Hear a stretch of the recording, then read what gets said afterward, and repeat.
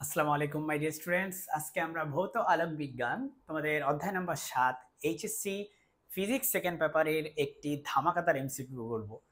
তো একটি না, অ্যাকচুয়ালি আমরা দুইটা এমসিকিউ করব, কারণ তুমি দেখতে পাচ্ছ এখানে বলছে চিত্রের আলোকে পরবর্তী দুইটি প্রশ্নের উত্তর দাও। তোমরা একটা চিত্র দেখতে পাচ্ছ, এখানে ব্যতিচারের চিত্র। দুইটা একটা সোর্স থেকে আলো নিক্ষিপ্ত হচ্ছে এবং সেই আলো হচ্ছে দুইটা স্লিট বা চির বা ছিদ্রের মধ্য দিয়ে যাচ্ছে এবং তারা গিয়ে হচ্ছে পি কিউ যে স্ক্রিন বা পর্দা, সে পর্দার পি বিন্দুতে মিলিত হচ্ছে। দেখো এখান থেকে লাইট একটা হচ্ছে এখানে আর একটা হচ্ছে এখানে থেকে গিয়ে পিতে মিলিত হচ্ছে। তোমাকে প্রশ্ন করছে তারা যে উদ্দীপক অনুসারে পি বিন্দুতে গঠনমূলক ব্যতিচার তৈরি হবে যদি S1 এবং S2 চিরদ্বয় হতে নিঃসৃত তরঙ্গদ্বয়ের মধ্যে দশা পার্থক্য কত হয়। কথাটা খুব বড় মনে হচ্ছে, কিন্তু আসলে খুব সিম্পল। আমি একটু বুঝিয়ে বলি তোমাকে। যেখানে দুইটা চির আছে এবং দুইটা চির থেকে দুইটা তরঙ্গ বের হচ্ছে, তাই না? দুইটা তরঙ্গ বের হচ্ছে এবং তরঙ্গ দুইটা গিয়ে মিলিত হচ্ছে কোথায়? পি বিন্দুতে গিয়ে মিলিত হচ্ছে।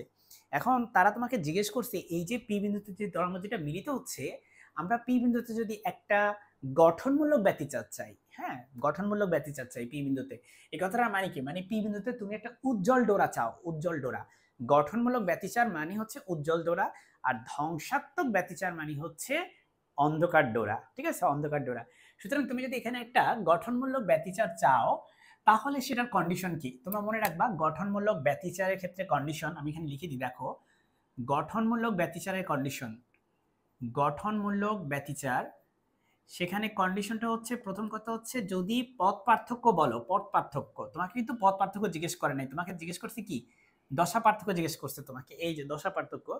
তবে আমি দুইটাই বলে দিই, কারণ দেখা গেল পরবর্তী কোয়েশ্চেন চলে আসছে পথ পার্থক্য নিয়ে, তাই না?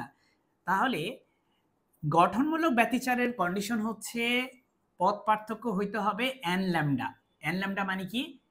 এন এর মান হচ্ছে 0, তাহলে এটা 0 ল্যামডা, বা একটা ল্যামডা, বা দুইটা ল্যামডা, বা তিনটা ল্যামডা, বা চারটা ল্যামডা, এইভাবে হতে হবে। বুঝতে পারছো আমার কথা? তার মানে পথ পার্থক্য হইতে হবে অথবা হয় 0, অথবা একটা ল্যামডা, দুইটা ল্যামডা, তিনটা ল্যামডা, চারটা ল্যামডা, এরকম যদি পথ পার্থক্য হয় এই দুইটা ওয়েভের, একটা হচ্ছে S1 থেকে যেটা বের হয়েছে, একটা S2 থেকে যেটা বের হয়েছে, তাহলে তুমি গঠনমূলক পাবে। কিন্তু বিপরীত দিক থেকে যদি তুমি চিন্তা করো, বিপরীত দিক না, দশা পার্থক্যের ক্ষেত্রে কিভাবে করবা? দেখো, আমরা জানি একটা ল্যামডা মানে কি, বলো দেখি। একটা ল্যামডা আমরা কোথায় লিখবো এটা বলো। আমরা জানি একটা ল্যামডা যে কথা, 2 পাই একই কথা। কিভাবে? এটা হচ্ছে কৌণিক দৃষ্টিকোণ থেকে, এটা হচ্ছে পথের দৃষ্টিকোণ থেকে। হ্যাঁ, তাহলে পথ পার্থক্য যখন হয় ল্যামডা, তখন দশা পার্থক্য হয় 2 পাই। আমি বুঝতে পারলাম? তাহলে দশা পার্থক্য হয় হতে হবে 0, অথবা একটা ল্যামডা মানে কত? 2 পাই। দেখো একটা ল্যামডা মানে হচ্ছে 2 পাই, দুইটা ল্যামডা মানে কত? 4 পাই, তিনটা ল্যামডা মানে কত? 6 পাই, চারটা ল্যামডা মানে কত? 8 পাই, ডট ডট ডট ডট। এইভাবে দশা পার্থক্য হইতে হবে আইদার 0, অথবা 2 পাই, অথবা 4 পাই, অথবা 8 পাই, অথবা অথবা সরি 6 পাই, অথবা 8 পাই, অথবা 10 পাই, অথবা 12 পাই। এইভাবে তুমি যদি পাও যে দশা পার্থক্যগুলো, তাহলেই তুমি দেখবে যে এখানে একটা গঠনমূলক ব্যতিচার তৈরি হবে। সুতরাং এটার অ্যান্সার হবে হচ্ছে 4 পাই। তুমি খেয়াল করো, এটা হচ্ছে 3 পাই/2, না এটা হবে না। পাই/2 হবে না, 5 পাই/2 হবে না। তুমি দেখতে পাচ্ছ যে এখানে কোনো এই ভ্যালুগুলো নাই, শুধুমাত্র 4 পাই। এই যে দেখো 4 পাই। যদি অপশনে 0 দেওয়া থাকতো তাহলে উত্তর হইতো, 2 পাই দেওয়া থাকলে উত্তর হতো, 4 পাই দেওয়া থাকলে উত্তর হইতো, 6 পাই দেওয়া থাকলে উত্তর হইতো, 8 পাই দেওয়া থাকলে উত্তর হইতো। এজন্য তোমাকে আমি ডিটেলসে বোঝালাম বিষয়টা, ঠিক আছে? আশা করি তুমি এটা বুঝতে পারছো। এখন আমরা হচ্ছে নেক্সট কোশ্চেনে চলে যাব।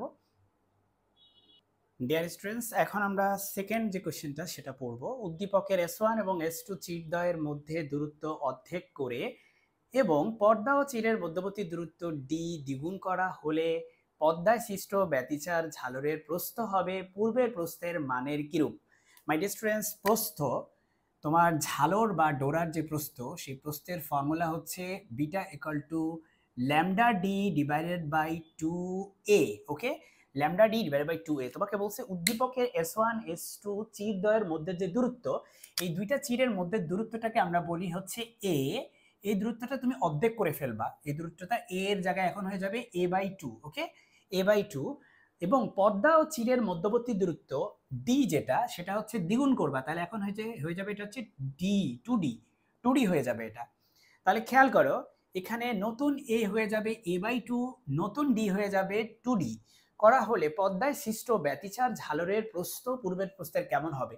তাহলে এটা হচ্ছে পূর্বের প্রস্থ, আর নতুন প্রস্থ হবে ল্যামডা, তো ল্যামডাই থাকবে, ডি হয়ে যাবে 2d, আর এ হয়ে যাবে a/2। ওকে, a/2।